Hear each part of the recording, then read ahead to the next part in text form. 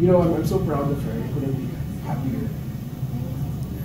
Khalil, nakatrabaho mo na si Gabby many times sa mga projects, di ba?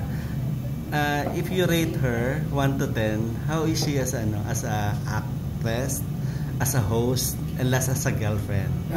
Yung tatlo na yan. Siyempre 10 sa lahat. You know, 10 sa lahat. You know, if anything, grabe ang work ethic niya. That's like hindi ako like showbiz aside or being a partner aside. Kahit na tanungin niyo yung plot, tanungin niyo yung mga nakatrabaho niya, ang hindi mo matatanggal sa kanya, grabe siya magtrabaho. Sobrang mahal niya yung ginagawa niya and sobrang professional niya. Na that's something that is effortless for her, which is you know, it just goes to show she was really raised well by her parents, by Tito and Tita, and yung pagpapalaki sa kanya talaga maganda, at yung value system niya matibay na matibay. Kasi grabe, wala talagang ano sa kanya, wala kang makikitang kahit anong professionalism. Lagi niya sinasabi niya, maarte siya pero hindi siya nag-iinarte. Sinabi din niya yung sa bahay, disclaimer niya agad sa lahat. Kasi she's often misinterpreted na ang arte-arte naman ito. Pero kasi maarte talaga siya. Kasi very kikay, very maarte. The way she talks, and very straightforward din siya, very frank. So, she is who she is, as in no filter, as in siya yung you do you talaga. And that's something that I admire about her. So, actress, host, tsaka bilang girlfriend ako, I'm 10 out of 10 rating. Super, wala akong lagpas pa sa 10. Lagpas pa sa 10. Pero ito, no, parang in 8 years nyo, hindi biro yun, parang sa relationship. Oo. Pero syempre, I don't know if you wanna answer it or not. May napapag-usapan nyo na rin ba to settle down? Or may mga ganon? We talk about it a lot. I think, ewan ko kung paano hinandle ng mga previous generations, yung mga parents namin. But then, I guess, siguro ngayon, because of the way we communicate, I guess, we talk about it a lot. For me, dapat lang, it's not something that we should shy away from talking about. Kasi kaming dalawa, early into the relationship, we made it clear na we are our intent, or yung sa amin, sa sarili namin personally, we want to date to marry.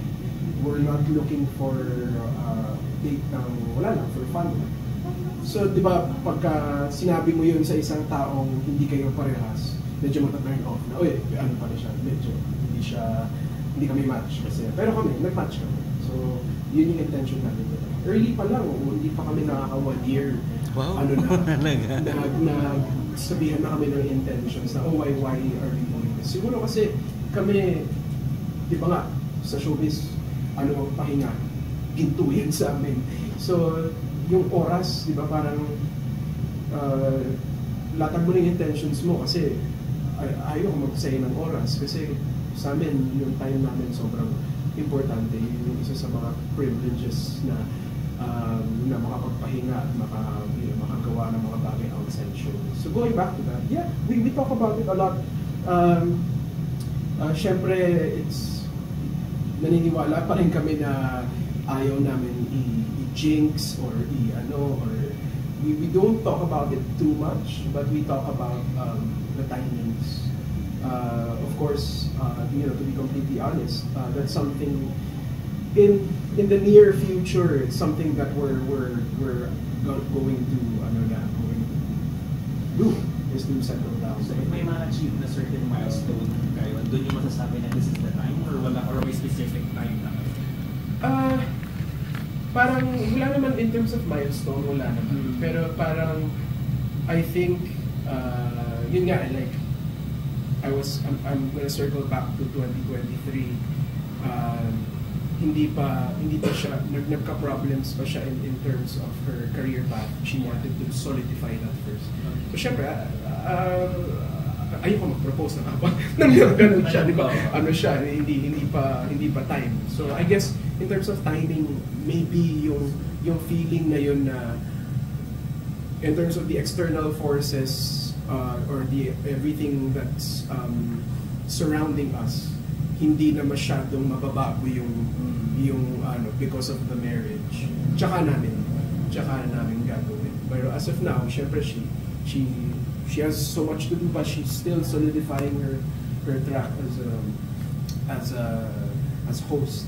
So ang dami pa niyang matutunan. So as of now, syempre sa pagka-busy namin, hindi pa, not exactly that, but when we would talk about it, it's coming naman na. It's something that we talk about a lot.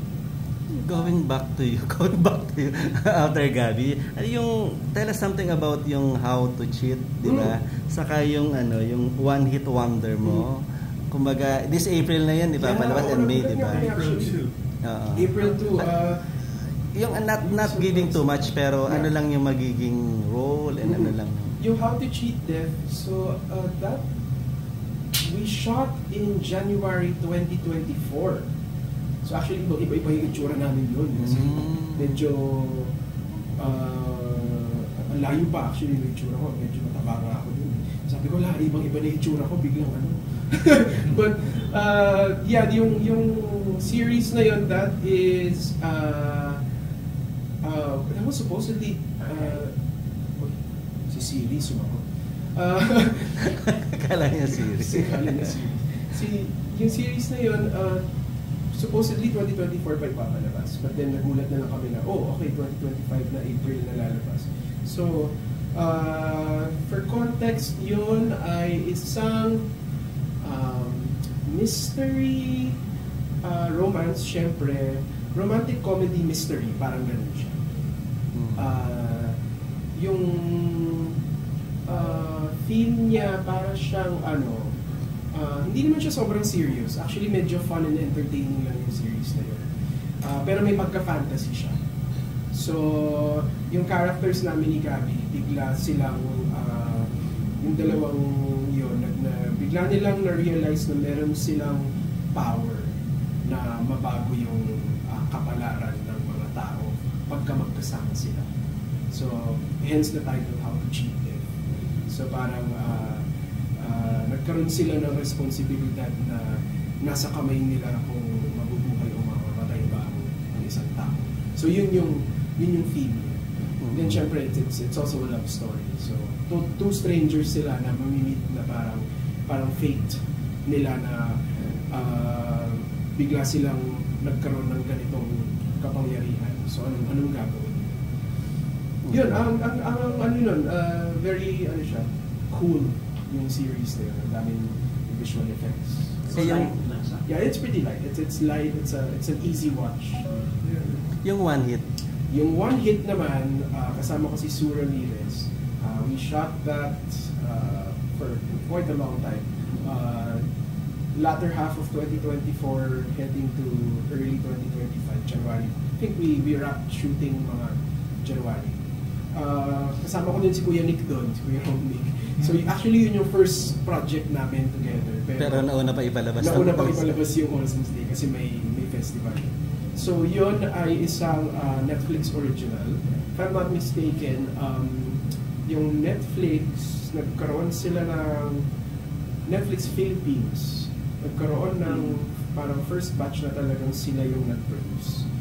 Medyo, don't quote me on it, pero parang medyo, I think medyo technical kasi na merong Netflix original na in-acquire lang nila, pero pinroduce na ng iba. Tapos merong hindi Netflix original. Like How to Cheat Death, hindi siya original pero ipapalabas siya sa Netflix. Yung one hit is really original by Netflix. I think similar to Social Climbers. Yeah, sila Maris tsaka si Anthony. Parang ganun yung naging parang bago nilang bago nilang initiative nila. Yung isa pa I think is with Miss Ugel and Barbie. Yun yung pangatlo yata ipapalabas. And your role doon, may giving, may share ka ba? Yung One Hit Wonder, kasi teaser photos pa lang pinapalabas. Ah, Pero, okay. wala pang logline. Pero, ano siya, it's music film. Hindi siya musical, but musikero kami. Kita naman yun sa may gitara ako, tapos may banda. So musikero kami, tapos love story din siya. Yun naman movie. So Netflix film siya. We're very excited dahil ma-appreciate siya ng mga millennials. For sure. Especially the early millennials. So yun na yung clue ko. So in terms of era, kayo na lang nagtagpi kung Pero ano. hindi naman siya biography. Kasi Hindi siya biography. It's loosely based on a certain era at a time in the music industry, in the OPM industry, and a certain song. So, kasi yun, One Hit Wonder yung title. So, yun pala yung masasabi ko. Ang ganda niya kasi feeling ko ang daming makaka-relate at ang daming grabe kasi grabe yung mga kanta. Yun na lang, grabe yung mga kanta. Sure, na single ba? Single yan, daming songs here.